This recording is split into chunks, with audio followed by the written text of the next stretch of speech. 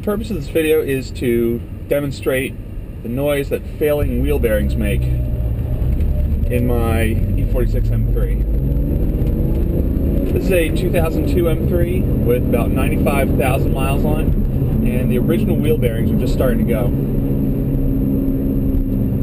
At about 40 miles an hour I can start to hear a resonance that's coming primarily from the front axle.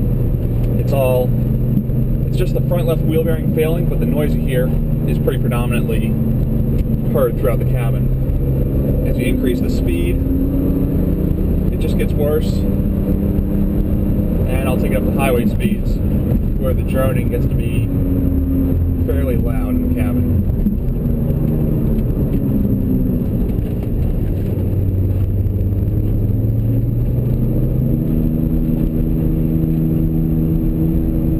Another way you can diagnose it is by seeing if the bearing noise has changed based upon anything that's happening with the axle. So when I'm moving right or straight, the noise is fairly constant. If I move left, it actually goes away a little bit. So here it is at 75 miles an hour.